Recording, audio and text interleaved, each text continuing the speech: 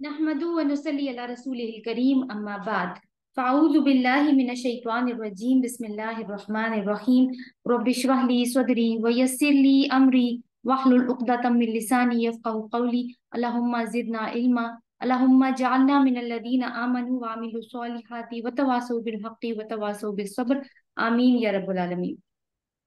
आज अल्हम्दुलिल्लाह हम अपनी अगली सूरत जो कि जहाँ से हमने स्टार्ट के बाद कि ये एक तीसरी सूरत है जो हम पढ़ने जा रहे हैं। और साथ में ये है कि ये दूसरी मदनी सूरत है जो कि हम पढ़ने जा रहे हैं। इसमें एक चीज ये देख लीजिए कि तरतीब के एतबार से, यानी अभी जैसे कुरान स्टार्ट हुआ तो ये तीसरी सूरत है, लेकिन मदनी सूरतों के एतबार से, नजूल के एतबार से ये सूरह बकरा के और सूरह अनफाल के बाद नाजिल हुई है। ठीक है।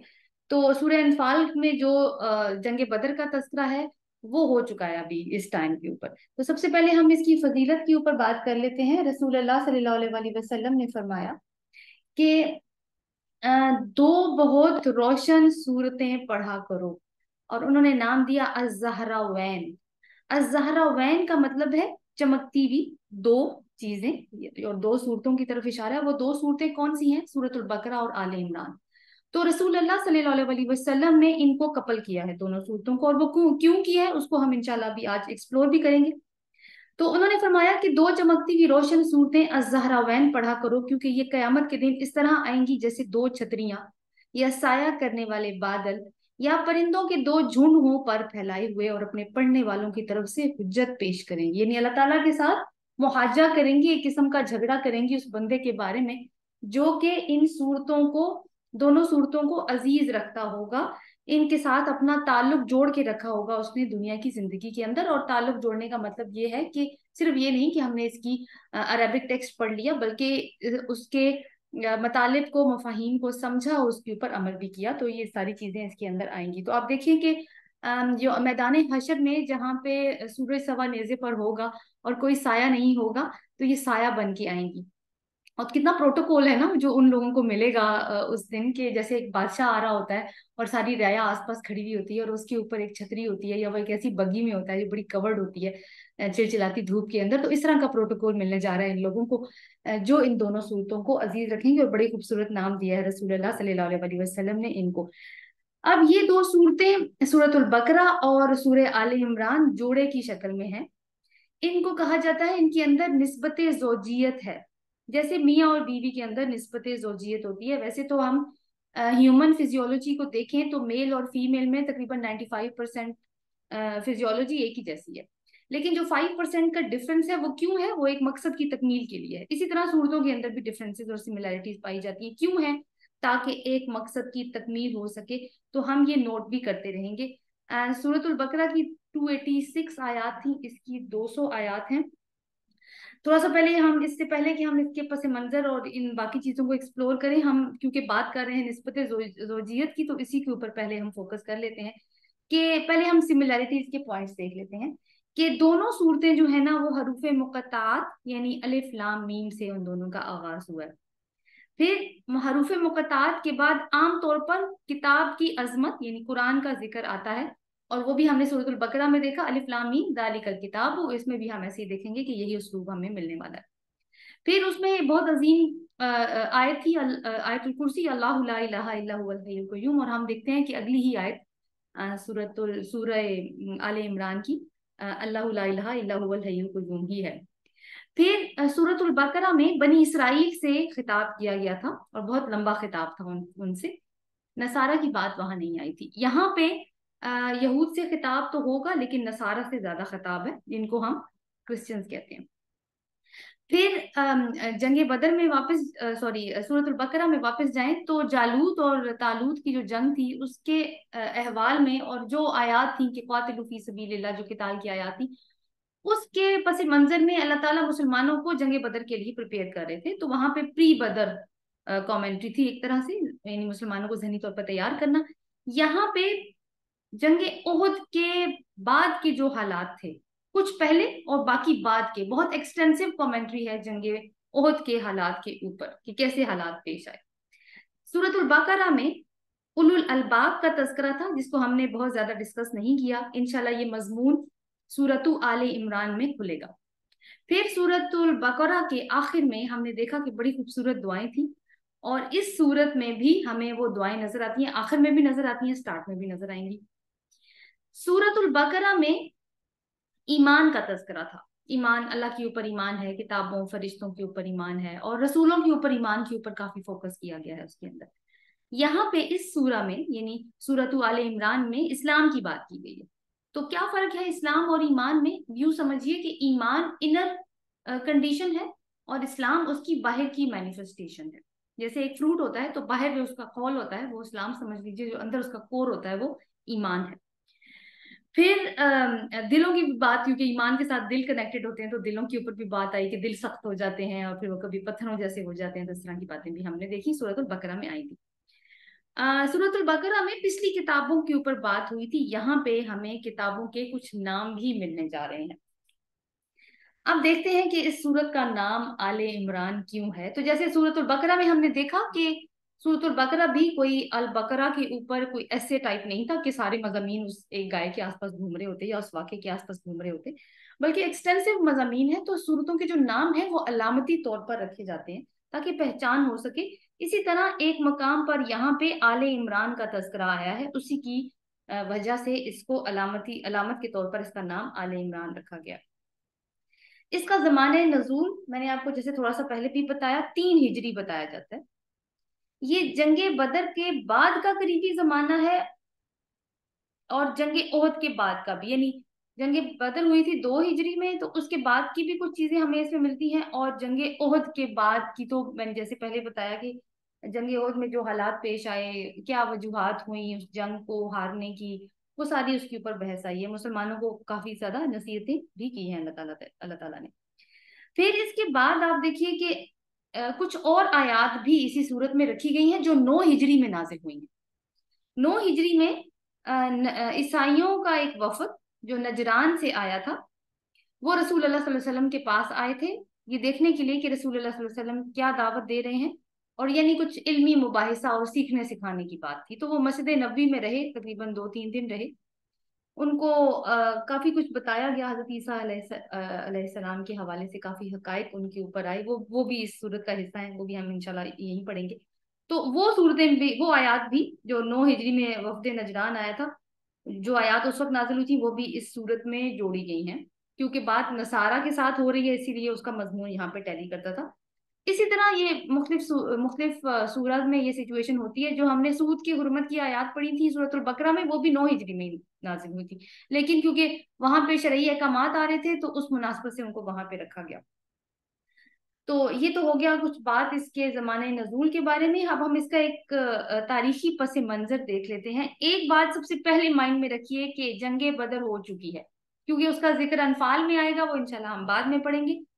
तो सूरतुल बकरा में वो लोग जो रसूल अल्लाह सल्लल्लाहु अलैहि वसल्लम पर ईमान लाए थे, उनको पॉसिबली जिन आजमाइशों, मुसीबतों और मुश्किलात का सामना करना पड़ सकता था, उस वक्त उस सूरत में उनको बता दिया गया था कि तुम्हारी आजमाइश भी होगी।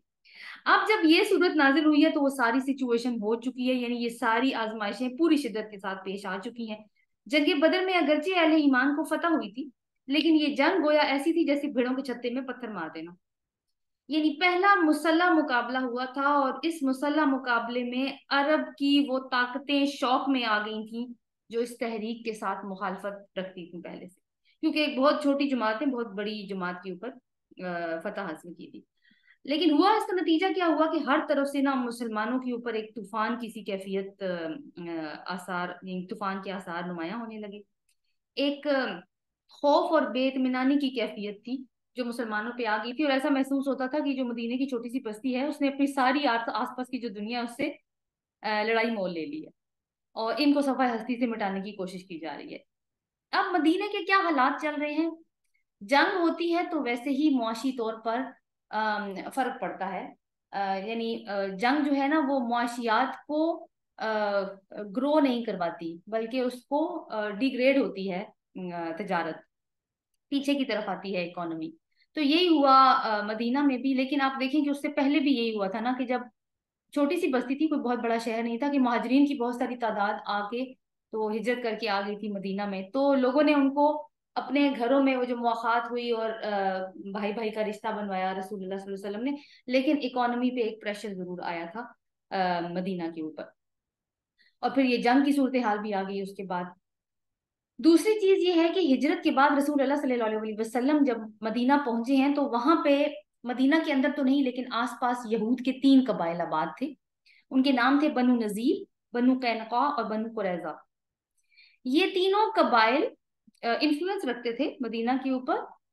तो इनसे ना रसूल अल्लाह सल्लल्लाहु अलैहि वसल्लम ने जाते ही मुआहदे किए थे, जिसको मिसाकी मदीना कहा जाता है। और मुआहदे की जो सबसे अहम शिक थी वो ये थी कि अगर मदीना के ऊपर कोई बाहर से कोई भी कुव्वत हमला करेगी, जो पॉसिबली कुरैश मक्का हो सकते थे या कोई भी और, कोई भी का मतलब इसमें टर्मिनोलॉजी यूज की गई, तो जॉइंट डिफेंस करेंगे मदीना वाले। ये नहीं देखेंगे कौन मुसलमान है और कौन कौन है, ठीक है, कौन यानी यहूदी और मुसलमान सारे मिलके जॉइंट डिफेंस करेंगे।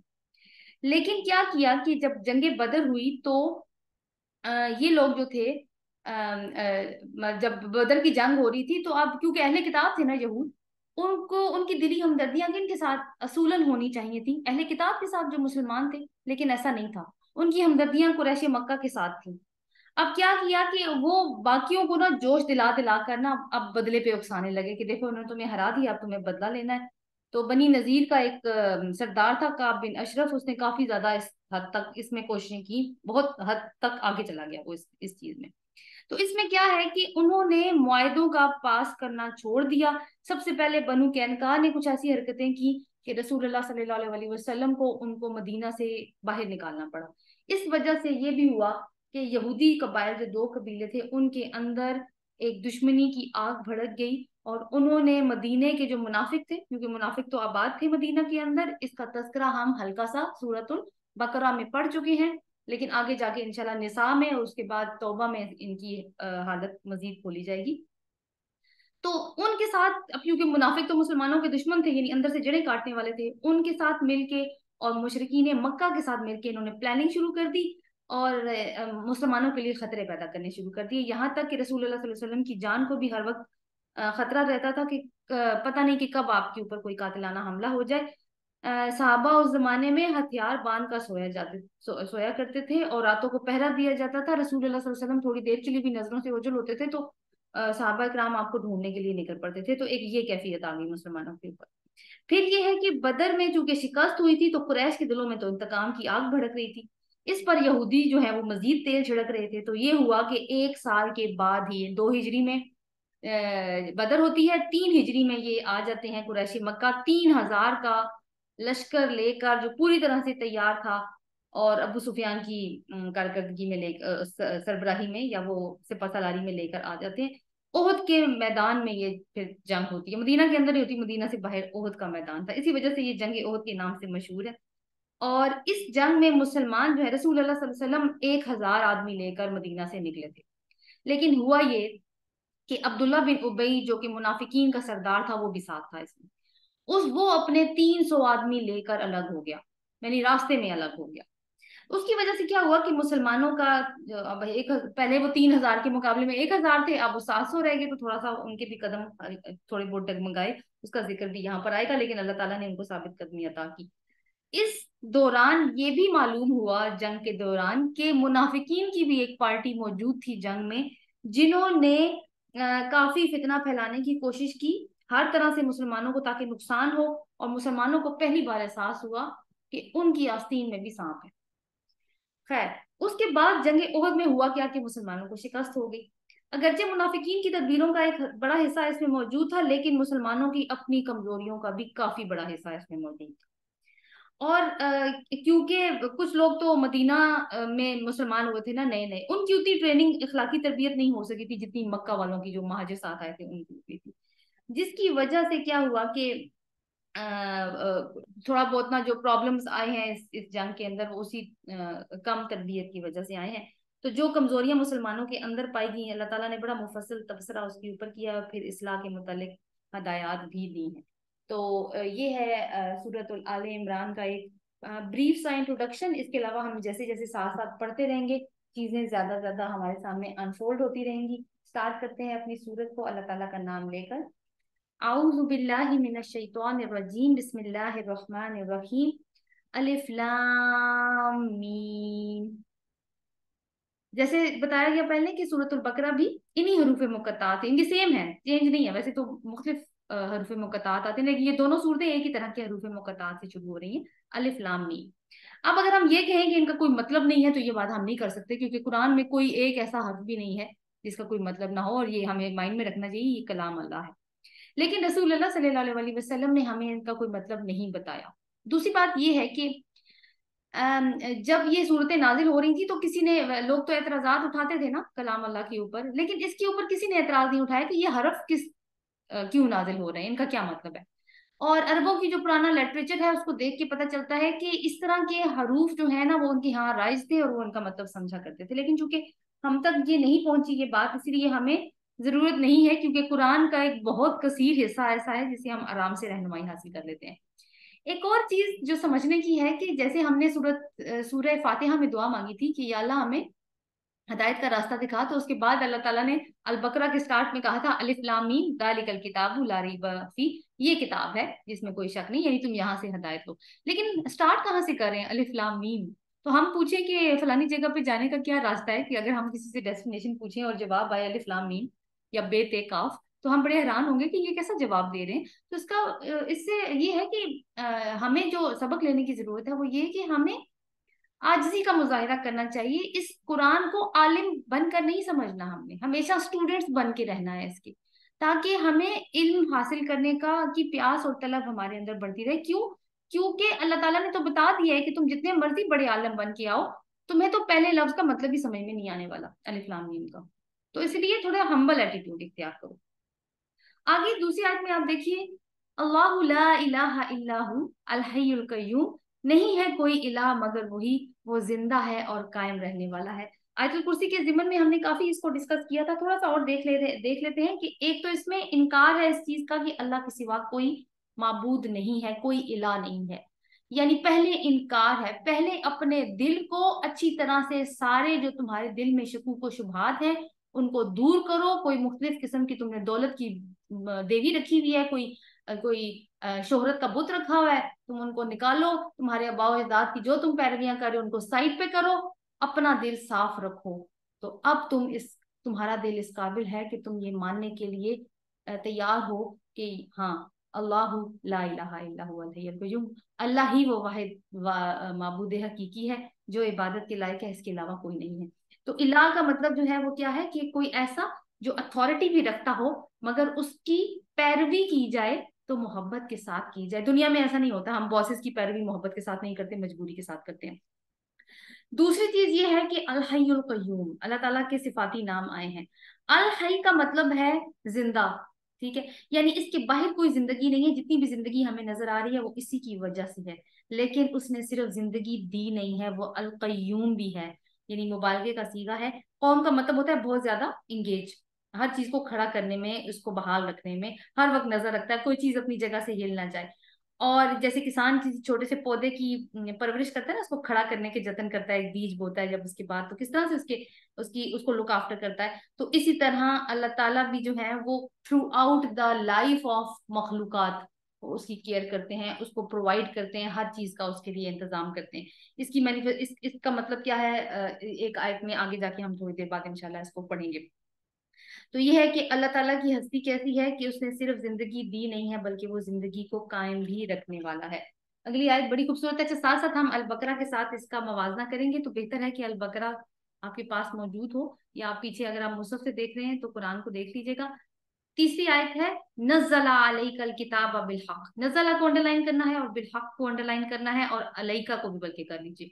नज़्ज़ला अलैका अलैकल किताब बिल हक, इसने नाजिल की आपके ऊपर किताब हक के साथ, मुसद्दिक़न लिमा बैना यदै, और ये किताब कैसी है, तस्दीक करने वाली है उनकी जो इससे पहले थी। व अनज़लत तौरात वल इंजील, और इसने नाजिल की तौरात और इंजील। चौथी आयत भी इसी से कनेक्ट करती है, लेकिन पहले हम इसको देख लेते हैं।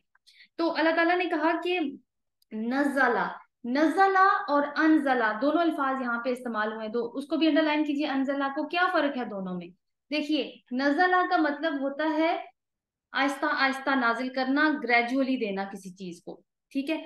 तो हमें पता है कि कुरान तकरीबन 23 साल के अरसे में नाजिल हुआ है और ये बतदरीज आया है, इसीलिए नज़ला का लफ्ज आता है। लेकिन अनजलत तौरात वल इंजील उसके साथ अनजला का लफ्ज क्यों आया? अब अनजला का मतलब होता है एक ही बार में नाजिल कर देना। जैसे कि आपको मालूम है सूरतुल कदर, इन्ना अंजलनाहु फी लैलतिल कदर, हमने इसको कदर वाली रात में नाजिल किया। अनजलनाहु यानी एक ही बार नाजिल किया, तो ये तो कॉन्ट्रडिक्शन सी लगती है कि वहां पे अभी यहाँ कह रहे हैं नजला और उस सूरत में कहा अनजला।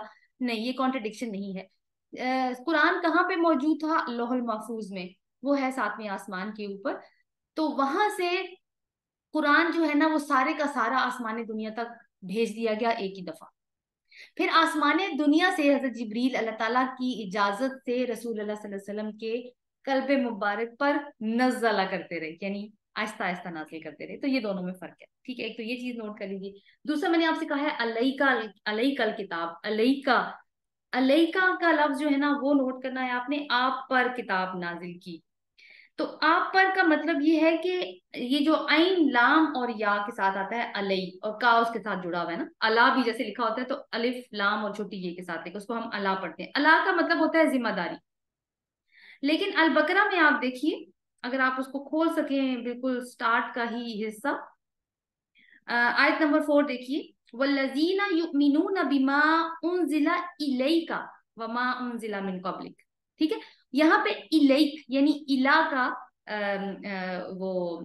जो है कनेक्टिव इस्तेमाल किया गया है, या प्रपोजिशन कह दें वो इस्तेमाल की गई है। इला का मतलब इज्जत के माना में आता है। ठीक है, कि आपको इस और वो लोग जो ईमान लाते हैं जो आपके ऊपर नाजिल हो, यानी आपको वहां पे अल्लाह ताला ने कहा कि इज्जत की बात है कि आपके ऊपर कुरान नाजिल किया। यहाँ पे जिम्मेदारी की बात की है अल्लाह ताला ने कि अलई कल किताब, आपके ऊपर अब ये जिम्मेदारी है कि आपने इसको आगे फैलाना है। नजल का मैंने आपको बता दिया।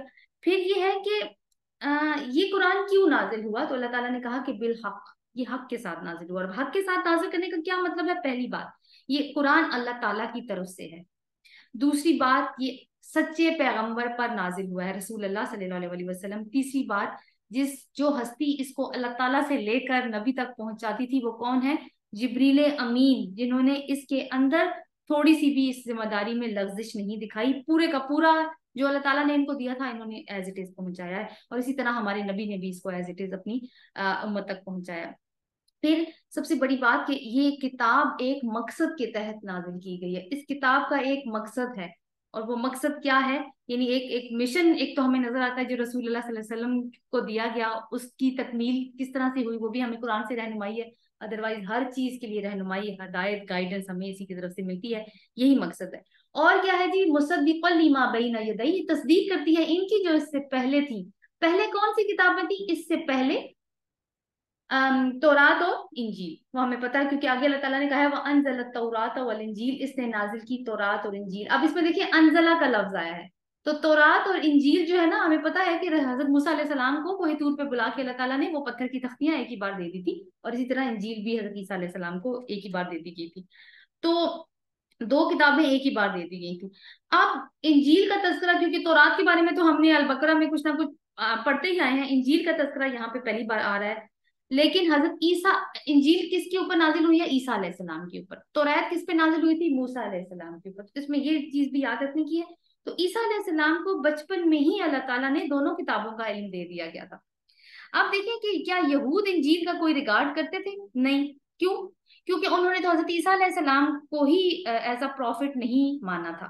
लेकिन तो अगर वो उन्होंने प्रॉफिट को नहीं माना तो किताब को कैसे मानते जो उनके ऊपर नाजिल हुई है? लेकिन जो नसारा हैं, जो क्रिश्चियंस हैं, उन्होंने वो दोनों किताबों को मानते हैं। तो ये एक हिंट और भी मिलती है कि इस सूरत में नसारा से अलग से बात की जाएगी। तो ये मेरे ख्याल से समझ में आ गई है बात। अगली आयत को देखिए तो इससे जुड़ी हुई है।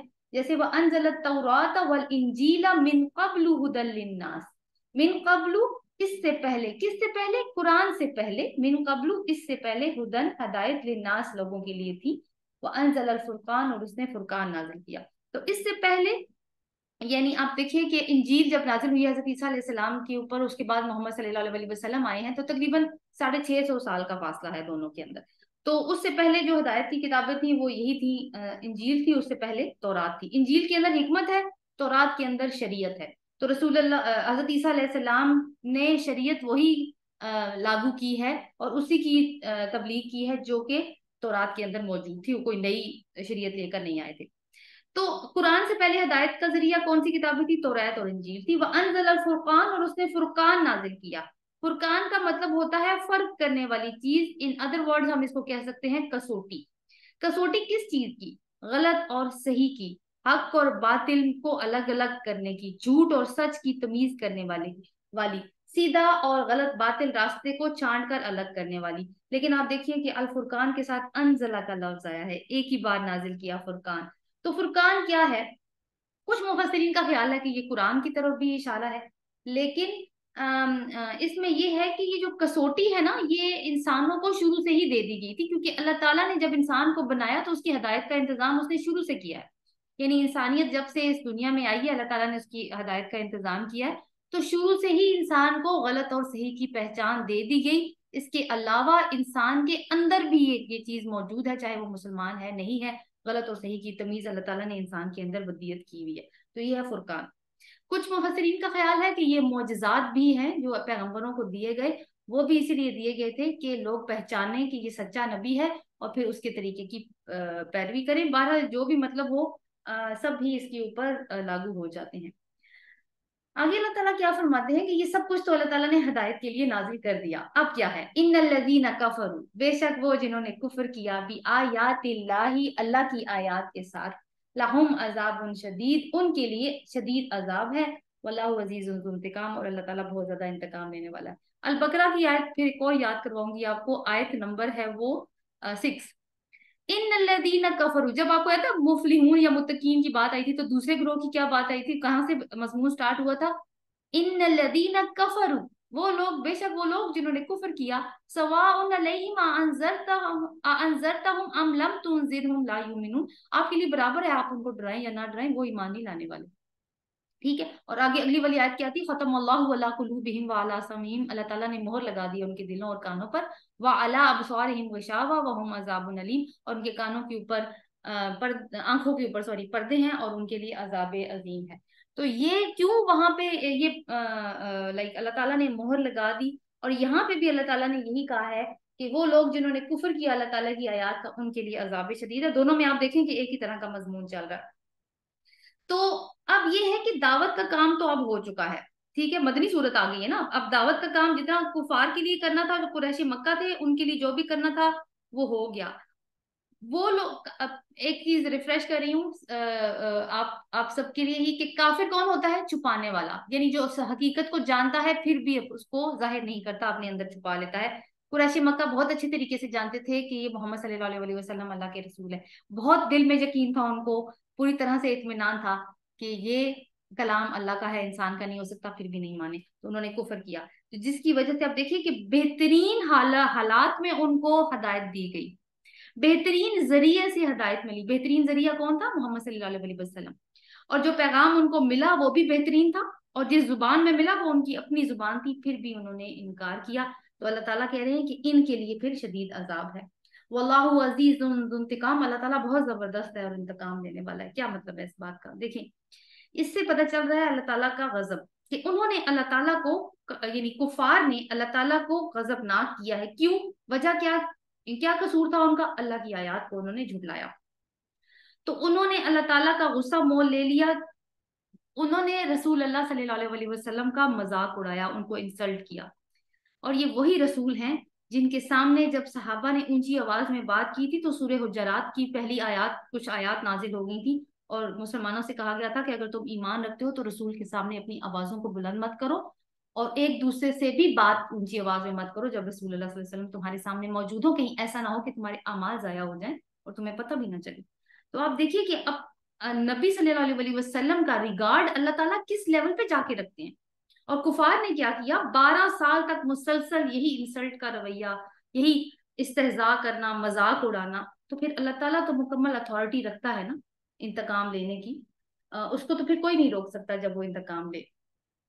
आगे क्या फरमाते हैं अल्लाह ताला? इन्नल्लाह ला यख्फा अलैहि शैउन फिल अर्दी वला फिस समा, बेशक अल्लाह ताला से कोई चीज छुपी हुई नहीं है जो जमीन में है और ना ही जो कुछ आसमानों में है। यानी वो हर चीज का जानने वाला है। क्यों? क्योंकि वो हई है, वो अल कय्यूम है, वही तो है बनाने वाला चीजों को, मखलूकात को जिंदगी देने वाला वही है और कायम रखने वाला वही है। तो कौन सी चीज है जो एक खालिक से छुपी रह सकती है, खालिक वो भी जो अल्लाह जैसा हो, क्योंकि इंसान तो बहुत सारी चीजें बनाता है, मे भी वो भूल भी जाए, मगर रब नहीं भूलता। तो जो कुछ जमीन में है, इंसान तो ये अहाता भी नहीं कर सकते कि जो कुछ जमीन के अंदर मौजूद है, और जो कुछ आसमानों में है उसका भी हमें अंदाजा नहीं है। तो अल्लाह ताला ने यहाँ फरमा दिया कि जो कुछ जमीन और आसमान में है सब कुछ तुम्हारा रब बहुत अच्छे तरीके से जानता है। वो आलिमुल गैबी व शहादा है, वो गैब को भी जानता है, वो शहादत जो जो गायब सामने है वो उसको भी जानता है। हुवल्लज़ी युसव्विरुकुम फिल अरहामी कैफा यशा, और वही है जो तुम्हारी सूरतें बनाता है तुम्हारी माओ के पेटों में जिस तरह चाहता है। ला इलाहा इल्लाहु, नहीं है कोई इलाही बरहक मगर वही, अल अजीज उल हकीम, बहुत जबरदस्त है, बहुत हिकमत वाला है। तो ये अचानक से कहाँ से जिक्र आ गया? पहले तो बात हो रही थी कि आयात पे बिलीव करो, आयात की बात हो रही है ना, उससे पहले हदायत की बात हो रही थी, तो अचानक ये बात कहाँ से आ गई कि अल्लाह ताला तुम्हारे माँ के पेटों में तुम्हारी सूरतें बनाता है? तो इसको देखते हैं कि इसका क्या मतलब है। देखिए, सबसे पहली चीज तो ये है कि वो अल्लाह ताला तमाम हकीकतों का जानने वाला है, लिहाजा जो किताब इसने नाजिल की है वो हक ही होनी चाहिए थी। क्यों? क्योंकि वो किस हस्ती से ने नाजिल की है, जो अलीम भी है, जो हकीम भी है। अब इसमें हमें देखें कि वो जो बात है ना कि वो तुम्हारी सूरतें जैसी चाहता है बनाता है, इसमें दो चीजों की तरफ इशारा है। एक ये कि वो तुम्हारी फितरत को जैसे वो जानता है ना, कोई दूसरा नहीं जान सकता, इवन तुम खुद भी नहीं जान सकते। जिस तरह से हमल के दौरान जब तुम जनीन थे और अपनी माँ के पेट में थे, तो तुम तो बोल भी नहीं सकते थे, तुम तो कह भी नहीं सकते थे कि तुम्हें क्या चीज जरूरत है और किस चीज की जरूरत नहीं है। क्या उस टाइम बगैर कहे हुए, बगैर डिमांड किए हुए अल्लाह ताला ने तुम्हारी जरूरतों को पूरा नहीं किया? एक एक मरहले पर तुम्हारी छोटी से छोटी जरूरत को पूरा करने का मुकम्मल एहतमाम किया है अल्लाह ताला ने। तो ये कैसे मुमकिन हो सकता है कि वो तुम्हें दुनिया में भेजे और तुम्हारी हदायत और रहनुमाई का इंतजाम ना करे? और इंसान को सबसे ज्यादा जिस चीज की जरूरत होती है, हम इस बारे में बात कर चुके हैं, वो गाइडेंस है इस दुनिया में, कि एक अच्छा रहनुमाई मिल जाए उसको, ताकि जिंदगी आसान हो जाए। तो लिहाजा उसकी रहनुमाई पर एतमाद किए बगैर क्या तुम्हारे पास कोई चारा है? इन अदर वर्ड्स ये पूछा जा रहा है। और देखिए कि आप खुद देखिए कि ये चीज कितनी लिंक करती है। यहाँ पे वही आयत, वो ऊपर जो अल्लाह ला इलाहा इल्ला हु अल हय्युल कय्यूम, अल हय्युल कय्यूम की जो सिफात आई है अल्लाह ताला की, यहाँ पे भी आप देखें कि वो पूरी तरह से अपनी एक्सरसाइज में नजर आ रही हैं कि वो जिंदगी भी देता है तुम्हें, तुम्हारी माओ के पेटों में उसने तखलीक किया, उसने वो तुम्हें सारी डेवलपमेंटल स्टेजेस के साथ गुजार कर तुम्हें दुनिया में ले आया, और अब वो कय्यूम भी है। सिर्फ ये नहीं कि तुम्हें पैदा करके छोड़ दिया है उसने, बल्कि वो तुम्हारी हर चीज को सस्टेन कर रहा है, तुम्हें हर तरह का रिस्क दे रहा है। अब रिस्क में हर चीज शामिल है, हर तरह की तुम्हें फैसिलिटीज दे रहा है। आप खुद सोचिए कि हम एक खाना खा रहे होते हैं टेबल पे बैठ के, तो कैसा खाना होता है? हमारी पसंद का खाना है जो हम खा रहे होते हैं, हमारी चॉइस का खाना वो हमें दे रहा है।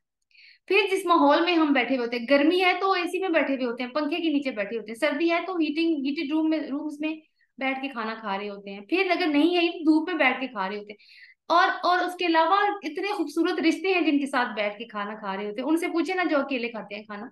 तो किस किस नेमत को और देखिए हर चीज का ख्याल रखा है अल्लाह ताला ने। और फिर खाने में ही देखिए तो एक एक चीज का रंग, जायका, खुशबू, यानी परफेक्शन की लेवल पे जाके उसने इंसान को प्रोवाइड की है सारी चीजें। वरना हम भी तो जानवरों को खाना खिलाते हैं ना, कैसा खाना देते हैं? हमको इनको रैप कर करके चीजें देते हैं, भूसा डाल देते हैं, बस खा लेते हैं। तो जब भूखा होगा तो कुछ भी अगर कोई मखलूक भूखी है तो जिस तरह से भी खाना दे वो खाएगी। लेकिन अल्लाह ताला ने फ्रूट्स भी पैक कर करके हमें दिए हैं, सब्जियां भी इस तरह से हमें दी हैं। तो किस किस वो चीज है कि फिर क्या तुम उसकी रहनुमाई पर शक करते हो? और फिर वही बात, ला इलाहा इल्लहु, और नहीं है कोई इलाही बरहक मगर वही। तो ये चीज तो इस चीज ही की तरफ इशारा करती है ना कि इलाहे इलाही बरहक सिर्फ एक ही है।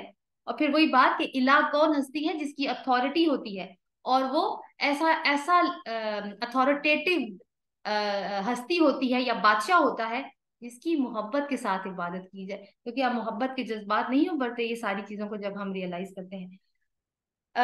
हुवल अजीजुल हकीम, वो बहुत जबरदस्त है और खूब हिकमत वाला है। जबरदस्त तो है, अथॉरिटी पूरी रखता है, लेकिन उसकी अथॉरिटी, वो उसकी अथॉरिटी पे खुद उसकी हिकमत का चेक है।